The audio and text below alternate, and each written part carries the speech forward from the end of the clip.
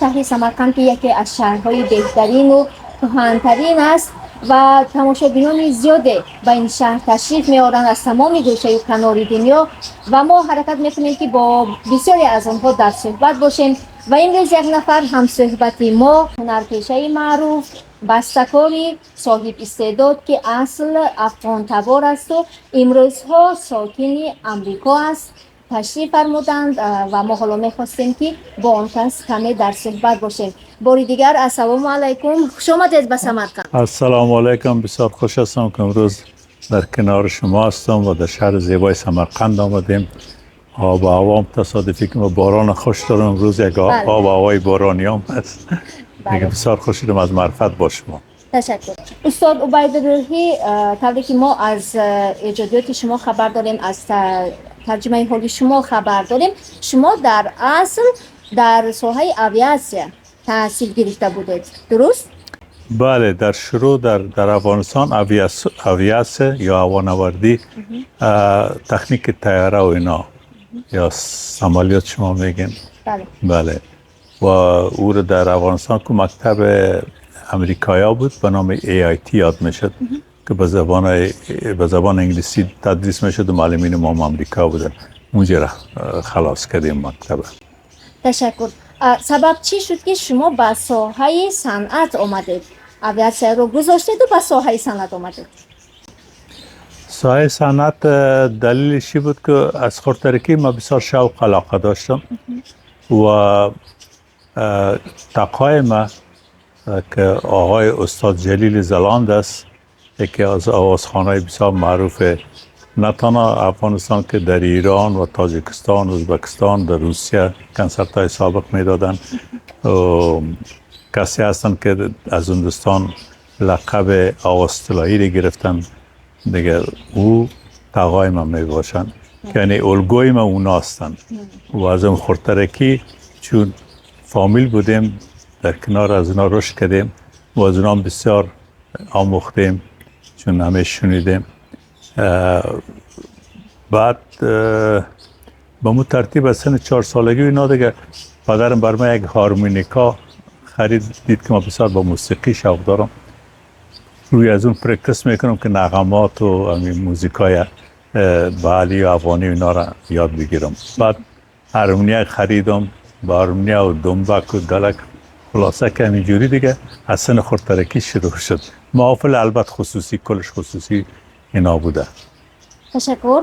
از آنجایی میدونیم که شما باری اول به سمرقند تشریف فرمودید. خب شهر سمرقند رو چگونه دریافتید؟ چگونه شهر است؟ مردمش چگونه است؟ شهر سمرقند که یکی از شهرهای تاریخی دنیاست و شهر ادبیات است، شهر شعر و سخن است، شهر هنر است. ما بسیار خوش هستم که هنوز موفق نشدم که بگردم تمام جای سمرقند، ریگستان اینا جایی که معروف هست. میخوایم کنجا دید و دید داشته باشم. میبینم که شما از امریکا به تاجیکستان آمدید و از تاجیکستان امروز به ازبکستان و سمرقند شهر آمدید. مقصد از این سیر و سیاحت چی باشد؟ سیر و سیاحت که بسیار آرزو داشتم، از بسیار مدته که سمرقند ببینم. بخارا، خیوا جای تاریخی هستند. به سمرقند که آمدید شما خوب میدونید که در سمرقند ما هم کمپوزیتورها، بسته‌کاران، حافظان و سراینده و نوازندگان زیادی تاجیک زبان هستند. آیا نقشه دارید که با یگان نفری از آنها همکاری کنید؟ حتما در نظر دارم که همکاری کنم. ما آواز یکی دو نفر شنیدم، بسیار آوازهای بسیار قشنگ و مقبول داشتن که اونام فکر کنم که علاقه دارن که بتونم که چون همکاری های صورت بگیره. آمدن شما بسیار یک در روزهای خوب اینجا عملی شده ایستاده است. شما میدونید که 18 اکتبر در سمرقند روز شهری سمرقند جشن گرفته می شود. اگر تبریکات های شما، تمنیات شما به مردمی سمرقند باشد ما میشنویم. چه یک تصادف نیکه که در روزهای مبارک ما در اینجا قرار دارم و از صمیم قلب این روز فرخنده را تبریک میگم بر تمام خواهران برادران تاجیکم و مردم که در سمرقند زندگی میکنن. انشالله که جشن خوبی داشته باشن، روز خوبی داشته باشن، با صحت کامل سپری کنن.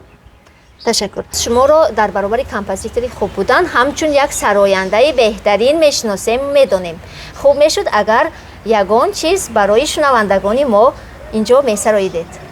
دختر تاجک بسر داره صد تاج هنر، دختر تاجک بسر داره صد تاج هنر، در زیبایی های خود ندارد رقیب دیگر، در زیبایی های خود ندارد رقیب دیگر. و فکر شما برای اون که سرود زیبا برایت، جالب برایت، متن یعنی شعر مهم است یا اینکه آهنگ؟ چه خوب سوال کردین. برای اینکه یک آهنگ شهرت خوب بگیره، آهنگ به دل مردم بشینن، اولی که یک آوازخوان خداوند او آواز برش داده باشه، یعنی آواز نغز شیرین که به دل چنگ بزنه او را داشته باشه.